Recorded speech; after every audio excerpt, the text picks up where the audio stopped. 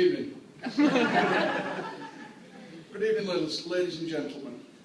For those of you who don't know me, I'm John Worsfold. I'm a long-standing friend of both the bride and groom. For all my sins. For all my sins, and Sam had exhausted all the other options, he asked me to be his best man. Fair enough. Excuse me, I'm not very good at this, and if I break down, I apologise. I've been nominated as the best man to the lovely Jodie and the boundless Samuel Andrew. As part of this role, I've been informed that it's customary to compose a speech to recite in the evening to all you lot. So here goes with my offering.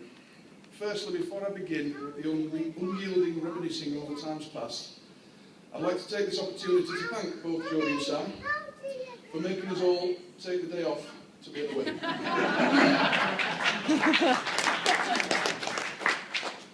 On a serious note, I've been wrestling with the idea of a speech for some months now, and after several sleepless nights tussling with my deepest memories from times past, I've come to two prominent conclusions. The first being that I am definitely, unequivocally, not cut out for public speaking. And the second, that I cannot draw from my memory the first time that I met Jodie. This is probably due to the fact that we went to school together, and she bugged the hell out of me for several years, so I've permanently erased that particular memory from my mind. There are far too many memories to share here, so I will not bore you with the ins and outs of Jodie's flowery background and past. But I will ask Jodie, Sally and Lee to cast their minds back to the summer of 2001.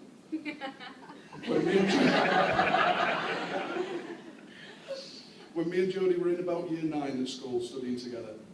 For those of you who have no knowledge of me, or either of us at that point, I'll try and give you a brief background.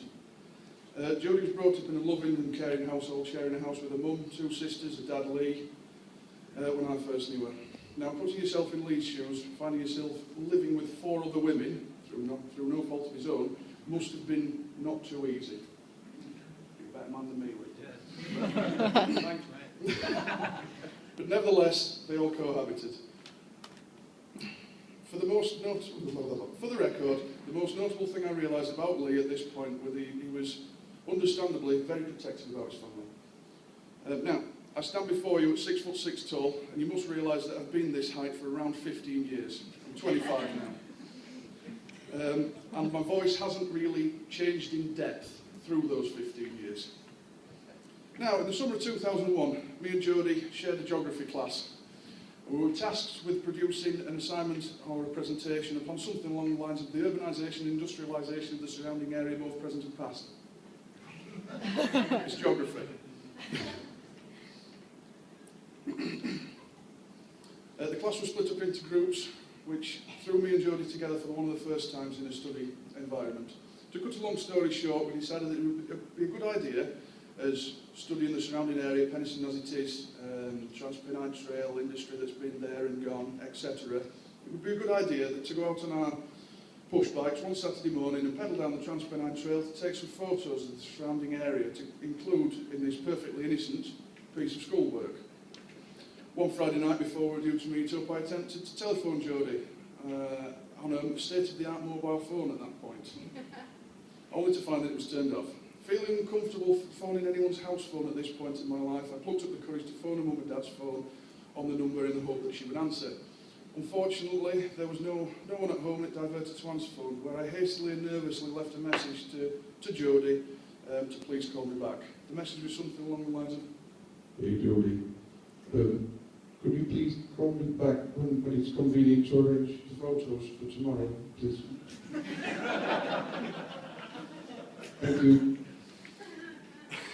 The next day, Jodie got in touch with me and absolutely insisted that I came round to her house to meet her parents before she would be allowed to go on the completely innocent photography session. It was only at a later date that it was explained to me that Jodie's parents had heard the message and jumped to the conclusion that Jodie had fallen into the wrong crowd and got involved with some sort of Saturday morning behind closed doors, risque photo shoot business.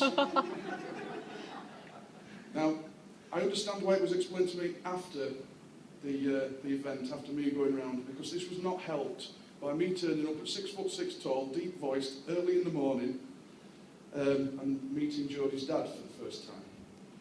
I strongly to believe, till this day, by the look in Lee's eyes, that he had held so much, he had held Jodie's hand so much as he's growing up, and if we hadn't have had that meeting, I may not have been here to tell this tale. I was very, very frightened of Lee at this point, and I think this was the basis of the relationship as it's unfolded. Just again, Lee, thank you very much for letting me live. I'm glad to be here today. You're welcome. Excuse me. Excuse me. While I'm on the subject of reminiscing, unlike Jodie, I can clearly recall my first encounter of Sam.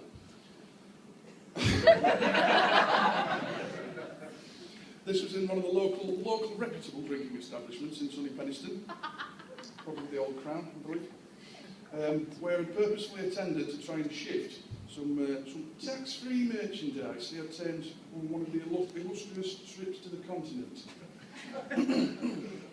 At the time, there was a barman here, and I was asked to keep an eye on that fella by the landlord, as he suspected there was something going on behind closed doors. After befriending Sam by recognising his scruffy attire and dodgy commodities a few times, we built up a good relationship.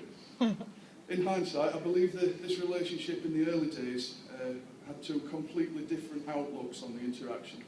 My side was more of, there's that Copy Club Del Boy character again. Wonder what he's going to try and sell me today. And from my side, I would guess that Sam's idea was, hey, there's that big lad. Wonder if I can sell him some of these fancy chickens or something. Nevertheless, the interaction was there, and it was the foundation of the connection that we share today, and what led Sam to request me as his best man. Thank you very much for the honour, mate.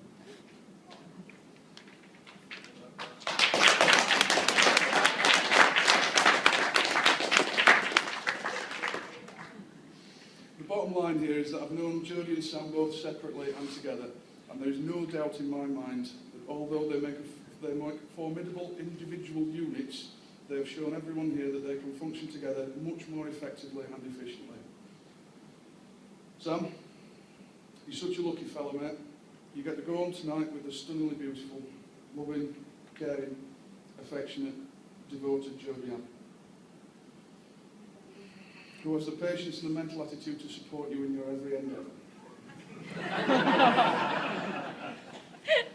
But Jodie, you're such a lucky lady. You get to go home tonight in a beautiful dress and a bunch of flowers.